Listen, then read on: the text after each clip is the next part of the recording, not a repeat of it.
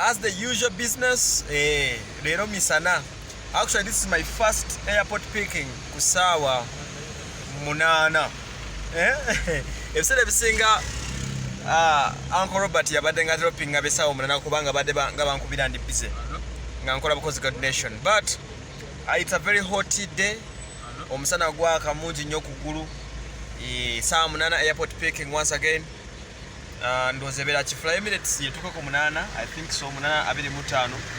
I have few minutes okulabika ate nyonye landing ku kisaawe. Yeah. So I have a client. This time around she's coming, oba he's a she, oba he, I don't know. Kubange number ye.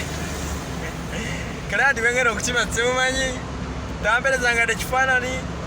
You know, ade ba client benda kusoma masimu. Client changoze. Taliko yadde sinana kye mumanyi ko yadde range nanyi byali ng'omuti yeye abannonda yangambe mugambye I'm coming na ebozi nekomaawo okitegedde bulungi nnyo. So wow, that's nice. Tuli ku ntebe nnungi nnyo kambalingizawo ku kifo kya Suliro kyazimba yali Sesegetwe beach kati yafuuka beach ya Suliro wange nagituma linnya kize naawe okitegedde bulungi nnyo. So Bembera. Wow.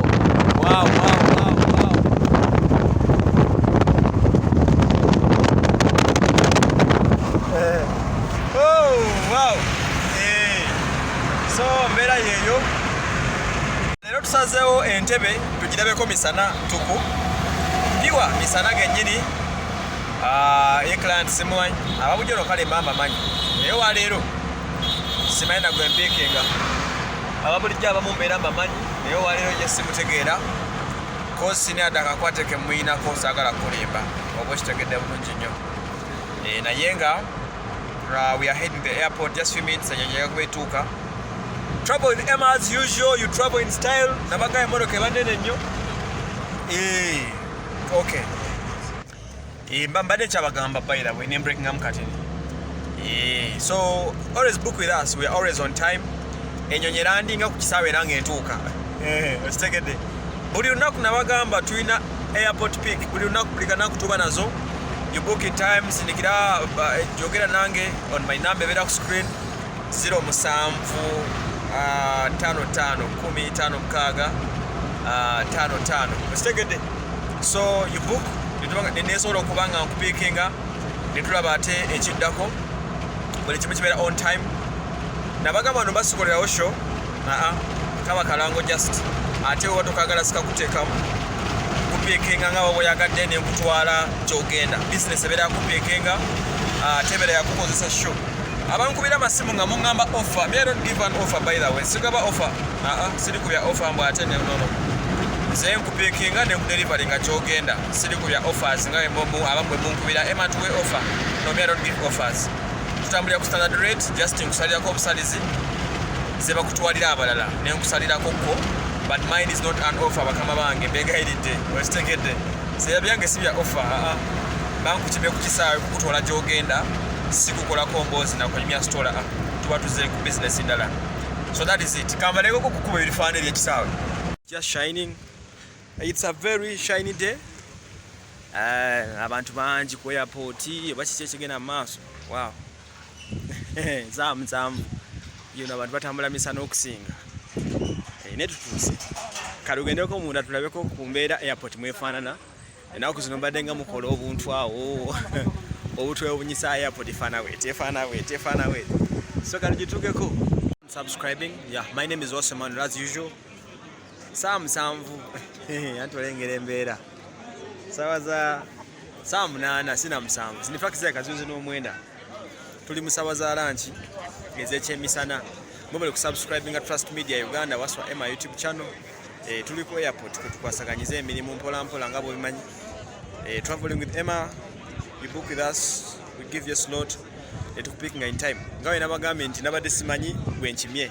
Of course nga buli jomba sibamanyi, but finally I just got to know that she's a lady. I think either coming from UK oba Sweden okusinzira ku calling code zakozesa.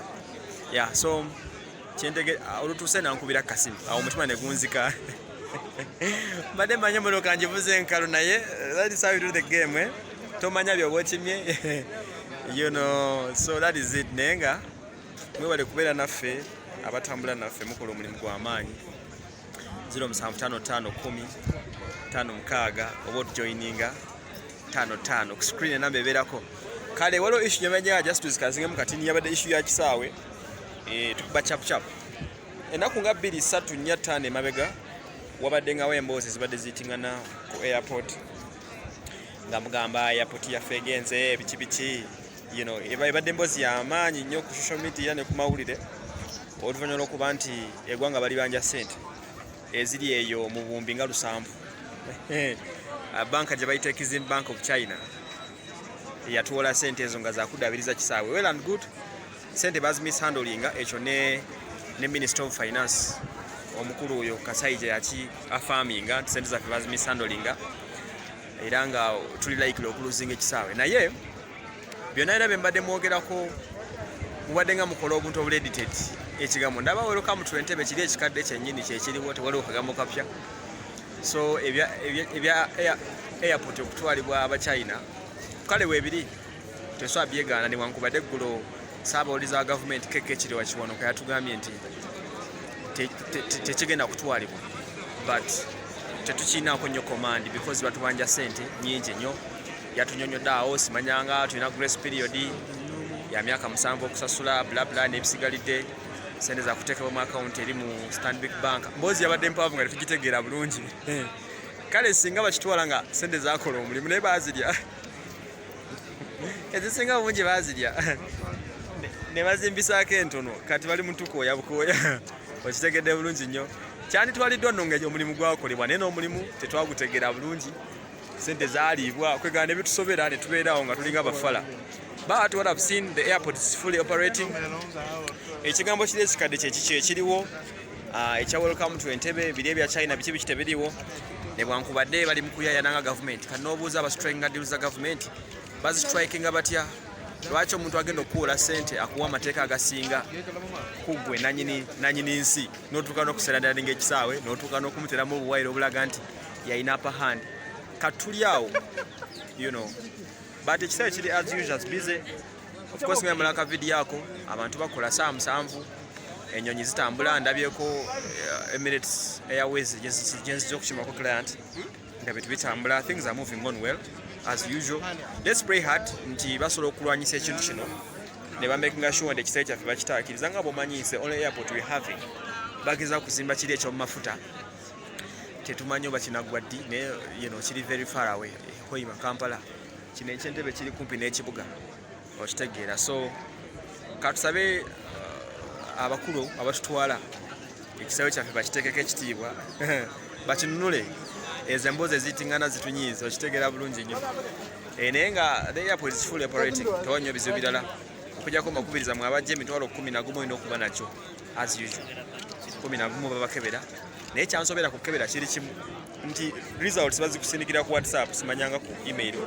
Kati I'm just asking my question is bwe manyi na covid nga nazze naye basiyiseewo olowooza bambiseewo anyway kale batuwonyaamu kozi twatulanga essaawa 2 okulinda others but wewa abantu buli mwalinda muntu we nga bwemanyi nenze munsobera bwe mbagamba ssente wano ate ematusalireko ate nnyingi niweewuunyeza gavumenti zo temugamba zisalako oli asooka n'ateeka 11 eja gavumenti ku bbali naye kazange n'omuvuga omutwale waabwe n'agaana okundowoozaako okitegeera enkola si ennungi mwana mukitegeere enaku amagundi amafuta ga bbeeyi mukitegeera emitwalo 5 amafuta ogula liters nga 10 zokka z'ogula zokka by the way amafuta galinnya nnyo kati mutuwe ssente naffe tweyija bweyi gavumenti etufaako naye nga bookinga naffe nga bulijjo twapulinga naffe as usual. Mwebale nnyo abatambula naffe buli kanaku tuba ne betujja ku airport buli lunaku babaayo nabagambe eno tebasho obazze kutambula nga nkuzabuza waka so ze temumbuuza ebya offer baneze zibidiringiramu ebyo just nkusalirako obusalizi kuzogenda otambulire sigaba offer mine is just to pick you sikukola show naawe byenkozeeko show tubeera tuli mu kalango bulango era muludde okundaba nga nteeka abantu mu video zange cause si kye babeera baŋŋambye okukola okitegedde bulungi. Yep, just have to be with us. Enamba y'essimu yeeyo otambule emmotoka ey'ebbeeyi otambule with comfort okitegeera. Yeah. Hey members, thank you for subscribing and keeping up with us.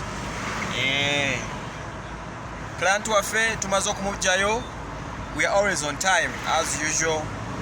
Nabagamba privacy ekikulu wano. Baklanti bali executive nnyo tebagala be bafiliminga. Osegedde babeera bakooye nga bagendaka. So ali mabega atudde tumutwala waka. Thank you so much for keeping up with us. Booking anaffe. Enamba y'essimu ku screen kweri. On time. Wama stambudde mbudde?